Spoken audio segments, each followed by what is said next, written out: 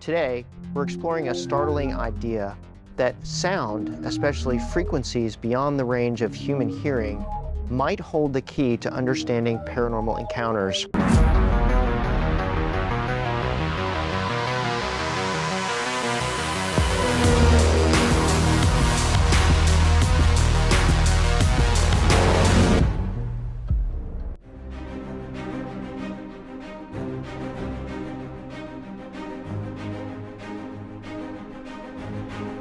Welcome back to the Curiosity Files.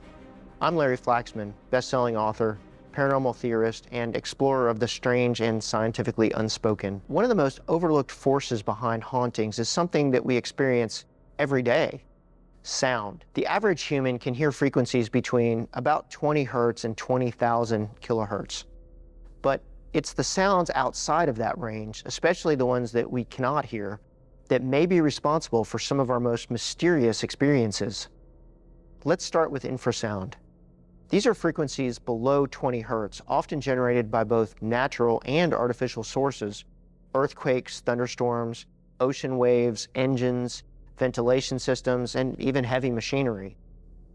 Exposure to infrasound has been shown to cause a range of physiological effects, including nausea, anxiety, and hallucinations. Many people report the sensation of being watched or an overwhelming sense of unease in areas where infrasound is present.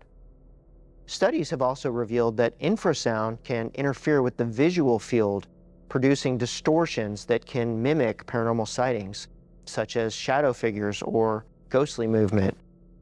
Then there's the Schumann resonance, a natural electromagnetic frequency of the Earth that typically pulses at 7.83 hertz. Some researchers believe this frequency aligns closely with human brain waves during meditative or altered states. Could it also act as kind of a spiritual tuning fork, enhancing our perception of non-physical realities? Binaural beats, especially in the 4 to 8 hertz range, have also drawn attention. When slightly different frequencies are played into each ear, the brain perceives a third tone that induces theta brainwaves associated with deep meditation, out-of-body experiences, and extrasensory perception. Is this why so many investigators use white noise and tone generators during paranormal sessions? If spirits are vibrational entities, then perhaps sound is not just a trigger. It may be the very signal that they travel on. One of the most compelling real-world cases involves Vic Tandy, a British engineer and known skeptic of the paranormal. Tandy worked in a medical laboratory where employees frequently reported feelings of unease, being watched, and even seeing shadowy figures. One evening, Tandy himself witnessed a ghostly form in the room, but when he turned to confront it, nothing was there. Rather than jumping to supernatural conclusions, Tandy investigated the environment and discovered an oscillating fan producing infrasound at exactly 18.9 hertz. This frequency matched the natural resonance of the human eyeball, causing subtle distortions in visual perception.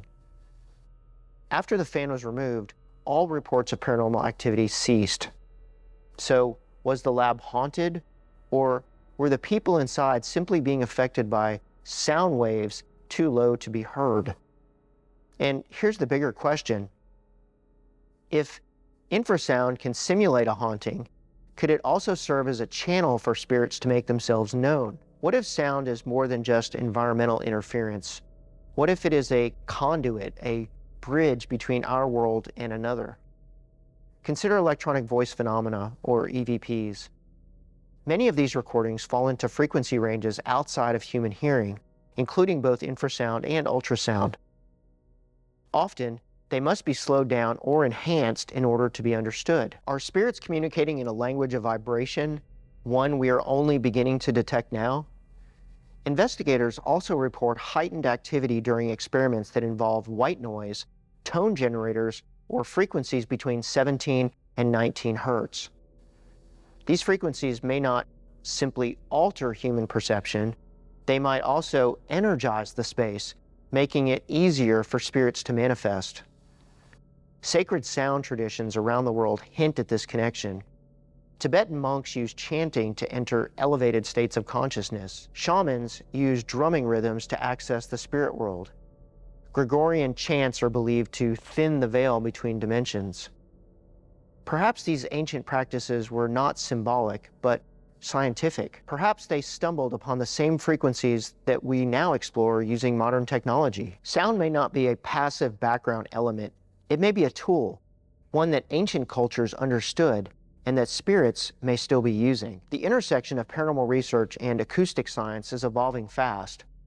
Artificial intelligence is now being trained to analyze spectral data from spirit recordings, identifying hidden patterns in EVPs that human ears cannot detect. Could we uncover a structured, intelligent language encoded in static? Researchers are also using specialized equipment to map ultrasonic and infrasonic fields in haunted environments.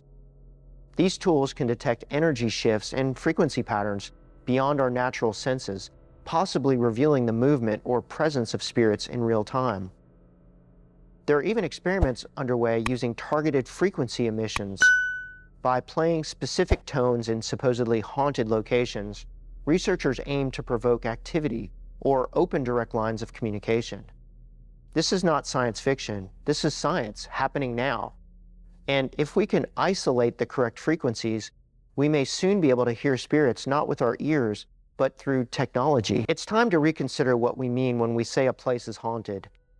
Maybe it's not the space itself. Maybe it's the resonance, the vibrations bouncing off the walls, disturbing the senses, awakening memories, and conjuring impressions of the past. What if a ghost is not an entity, but a vibrational event? A kind of energy ripple, like a song with no singer, looping across time? And what if the veil between worlds is not a curtain, but a frequency? So what do you believe? Are ghost sightings just the byproduct of infrasound disrupting the brain?